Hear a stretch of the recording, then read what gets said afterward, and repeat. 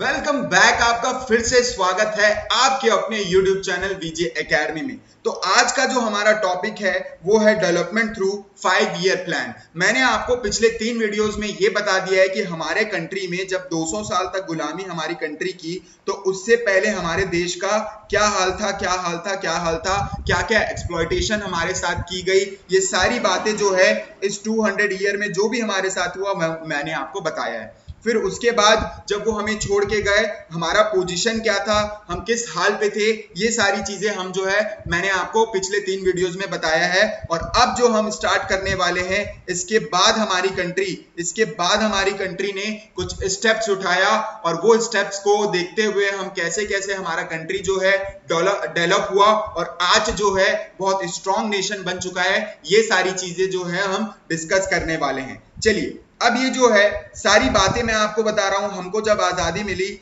1947 उसके बाद की बात मैं बता रहा हूं, जिसमें आप पढ़ोगे 1951 से आपका फर्स्ट 5 ईयर प्लानिंग स्टार्ट हुआ था और 1990 तक जो है ये चला था। उसके बाद भी और चला है लेकिन न्यू इकोनॉमिक रिफॉर्म्स आया था, वो एक टॉपिक, एक ब्रेक है। उसके बाद वो ब्रेक को मैं आपको पढ़ाते हुए फिर मैं नीति आयोग पढ़ाऊंगा जो अभी चल रहा है ये 15 सालों के लिए। ये सारी चीजें जो है मैं डिस्कस करने वाला हूं, सारी चीजें आपको डिटेल में बताने वाला हूं।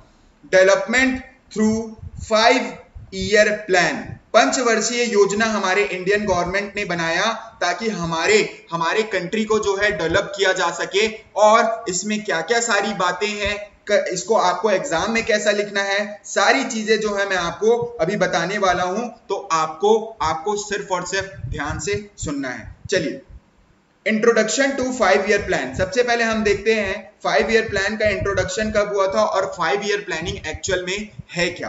ठीक है, what is 5 year plan? A 5-year plan is a comprehensive blueprint of a country's economic development. हमारे कंट्री की इकोनॉमिक डेवलपमेंट करने के लिए एक ब्लूप्रिंट का मतलब होता है पूरा प्लान। इसमें लिखा हुआ है कि हमारे कंट्री को कैसे जो है क्या करना पड़ेगा, परफॉर्म करना पड़ेगा ताकि हमारे कंट्री का जो है इकोनॉमिक डेवलप हो पाए। और ये कितने टाइम पीरियड के लिए देखा जाएगा? Over a period of 5 year. 5 साल का टाइम दिया गया है। हर 5 साल मतलब देखो ये 5 साल खत्म होंगे फिर नेक्स्ट 5 ईयर प्लान स्टार्ट होगा, फिर नेक्स्ट 5 ईयर प्लान होगा स्टार्ट। ऐसे करके जो है प्लानिंग कमीशन ने 5 साल का पंचवर्षीय योजना बनाया और उसमें हमारे कंट्री के कौन कौन से सेक्टर्स को जो है डेवलप करना है वो सारी बातें उसमें लिखी थी। तो 5 साल का टाइम दिया जाता था और फिर उसके बाद चेक किया जाता था कि उसके हिसाब से जो है सारी चीजें चल भी रही है या नहीं। ठीक है, इम्प्लीमेंटेड बाय द प्लानिंग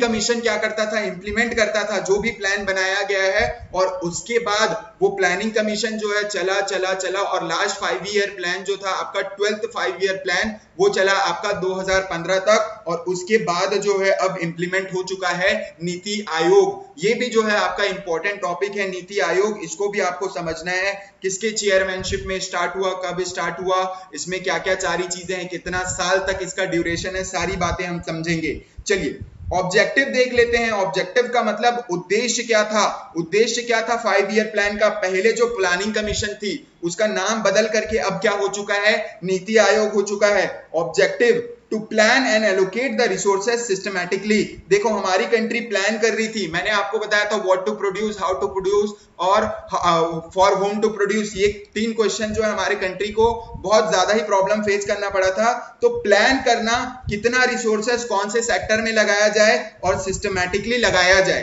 है ना। और उसके बाद बैलेंस ग्रोथ हमारे कंट्री में हो सारे सेक्टर्स पे। सारे सेक्टर्स का मतलब क्या हो जाता है आपका? एग्रीकल्चर, क्योंकि ये भी बहुत बैकवर्ड हो चुका था, इंडस्ट्री भी बैकवर्ड हो गया था, सोशल सर्विसेज, ये सारी चीज हमारी कंट्री पूरी फ्रेजाइल हो चुकी थी, ब्रोक हो चुकी थी, फ्रेगमेंटेड हो चुकी थी। सारी चीजें आपको जो है समझनी है डिटेल में। और यही सारे सेक्टर्स को उठाने के लिए जो है पंचवर्षीय योजना बनाते बनाते हमारी कंट्री ने जो है आज इतना स्ट्रॉन्ग पोजीशन आ गया है। हमारी कंट्री जो है बहुत अच्छी हो चुकी है। लेकिन आपको सारे इंपॉर्टेंट फैक्ट्स मालूम होने चाहिए ताकि आप एग्जाम में लिख सको। फर्स्ट 5 ईयर प्लान आपका स्टार्ट कब हुआ था, तो आपको डेट भूलना नहीं है। फर्स्ट 5 ईयर प्लान, तो इसमें आपको फर्स्ट का मतलब 1 ये याद रखना है। आजादी के 4 साल बाद 1951 से लेकर के इसमें 5 साल जोड़ोगे तो 1956 होगा। ये फर्स्ट 5 ईयर प्लान था, फर्स्ट 5 ईयर प्लान था। और लॉन्च किसने किया था, पहले जो है प्लानिंग कमीशन थी, अभी नीति आयोग है, लेकिन पहले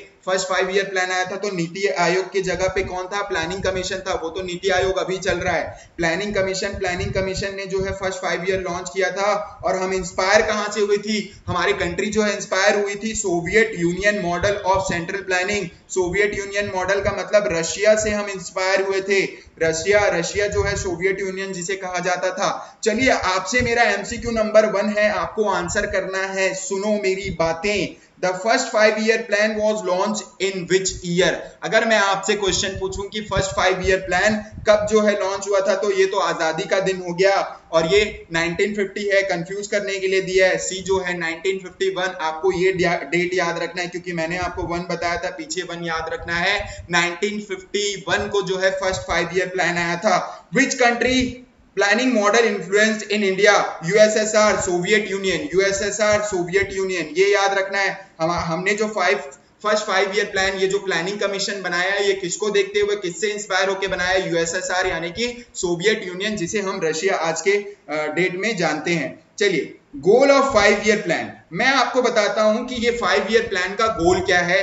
गोल था मेरे दोस्तों ग्रोथ। हम अपनी कंट्री को कैसे, हमारे कंट्री में जो है इकोनॉमिक ग्रोथ कर सके, मॉडर्नाइजेशन, जो हम लोग टेक्नोलॉजी में बहुत पिछड़ चुके थे उसको कैसे ग्रो करना है। फिर सेल्फ रिलायंस का मतलब होता है जो हम डिपेंडेंट थे फूड के लिए दूसरे कंट्री में, हम उनके ऊपर डिपेंडेंट ना होकर के हमारे खुद के कंट्री में प्रोडक्शन इतना कर लें ताकि हमको किसी दूसरे कंट्री पे निर्भर ना होना पड़े, सेल्फ रिलायंस हो जाए। और उसके बाद इक्विटी का मतलब सारे लोगों को, या अमीर हो या गरीब हो, सारे लोगों को राइट मिलना चाहिए, इक्वल राइट्स मिलना चाहिए। तो ये सारी 4 बातों पे जो है हमारी प्लानिंग कमीशन यानी कि 5 ईयर का जो प्लान था, पंचवर्षीय योजना बनाया गया था, ये चारों चीजों को क्या करते हुए, देखते हुए बनाई गई थी। ये सारी चीजों को हम लोगों को क्या करना था, ये सारी चीजों को ध्यान में रखते हुए हमारे कंट्री को ग्रो करना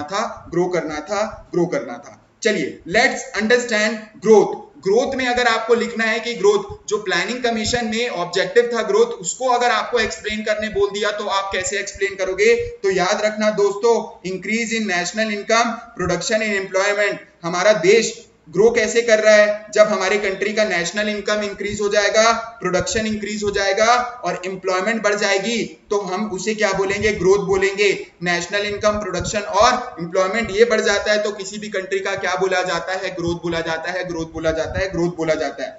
वाई इंपॉर्टेंट, ये इंपॉर्टेंट क्यों है? तो आपको उसमें बताना है टू रिड्यूस पॉवर्टी। अब लोगों को काम मिलेगा तो उनकी गरीबी दूर होगी, लोगों को काम मिलेगा तो उनकी गरीबी दूर होगी और उनका जो है लिविंग स्टैंडर्ड रेज हो जाएगा, रेज हो जाएगा।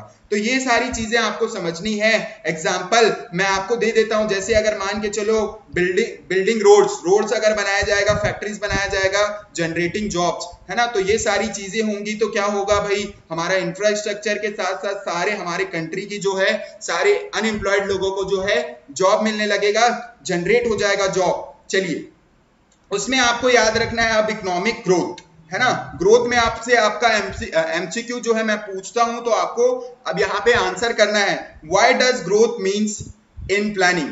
प्लानिंग में ग्रोथ का मतलब क्या होता है? व्हाट डज, चलिए बताइए आप। यहां पे आपको जो है इसमें से एक ऑप्शन चूज करना है, ओनली एग्रीकल्चर प्रोडक्शन ग्रोथ का ये मतलब होता है rise in per capita income. मैंने आपको बताया था इनकम के बारे में, तो इनकम यहाँ पे आ गया तो आप इसका आंसर चूज करेंगे, टिक करेंगे। चलिए, उसके बाद आ जाते हैं हम लोग दूसरा, मॉडर्नाइजेशन। जो हम 4 बातें थी, आपका ग्रोथ था, मॉडर्नाइजेशन था, उसके बाद इक्विटी था, और इक्विटी के साथ साथ आपको ये पॉइंट सेल्फ रिलायंस वाला कभी भी भूलना नहीं है। चलिए, मॉडर्नाइजेशन को समझते हैं। Meaning adoption of new technologies, change in thinking and society. अब देखिए, जब कभी भी न्यू टेक्नोलॉजी अडॉप्ट करेंगे तो हमारा कंट्री का जो है क्या हो जाएगा, थिंकिंग और सोसाइटी हमारी चेंज हो जाएगी। जो प्रोडक्शन की जा रही थी वो भी बहुत तेजी से बढ़ेगा और हमारे कंट्री में जो सप्लाई है वो भी बहुत टाइम टू टाइम सारे लोगों को मिलेगा।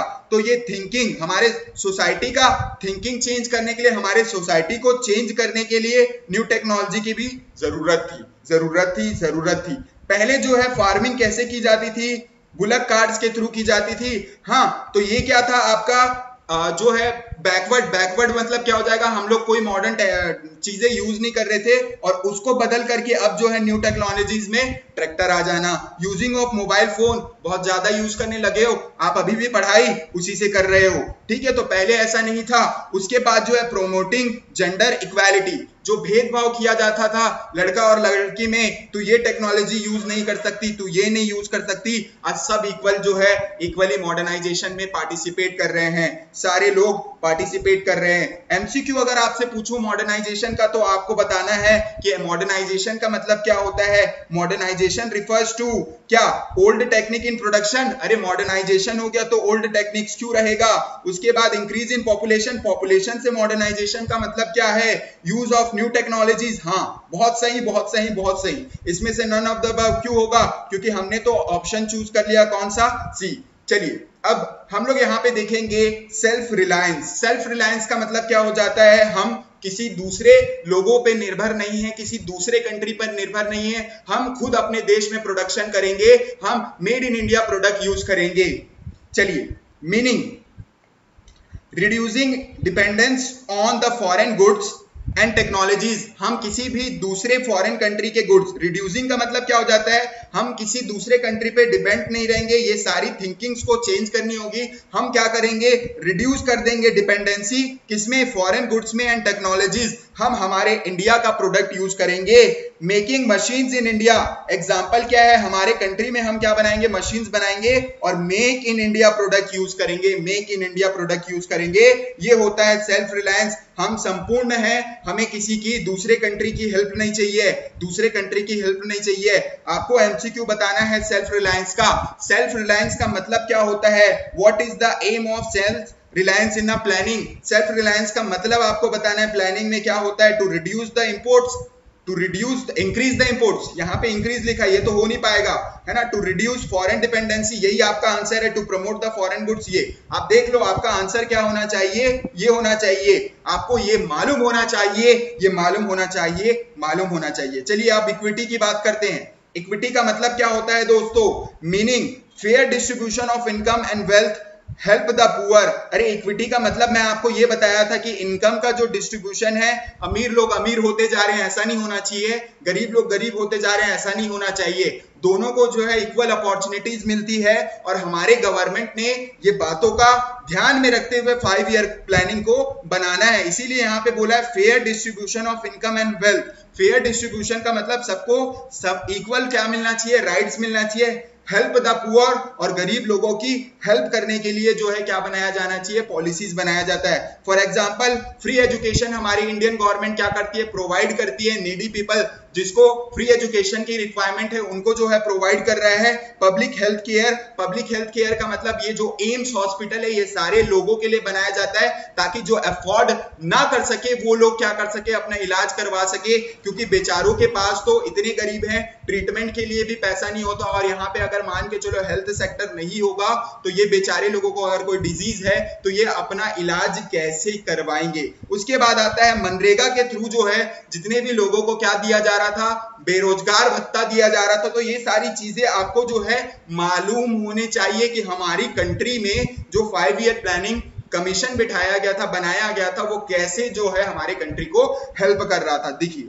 इक्विटी में आपका अगर मैं क्वेश्चन आपसे पूछूं, which goal focuses on reducing inequality. Inequality अगर बोलेंगे, इनइक्वालिटी को हटाने के लिए, ये जो इन लिखा हुआ है इसको हटाने के लिए क्या था, इक्विटी था। चलिए अब हम लोग आते हैं 5 ईयर प्लान्स में। 5 ईयर प्लान्स में जो कि आपका स्टार्ट होता है 1951 से लेकर के 1956 तक। तो आपको ऐसे जो है पूरे 5 ईयर प्लान पढ़ने पड़ेंगे, कहां तक चला है, क्या है, 4th 5 year plan, 5th 5 year plan, 6th 5 year plan, फिर उसके बाद 7th पढ़ना है, और 7th के बाद मैं आपको ब्रेक देने के बाद ये सारी चीजें जो है मैं कराऊंगा कि आपको जो है नीति आयोग तक मुझे पहुंचाना है, और उसके बाद सारी चीजें आपको डिटेल में पढ़ाना है।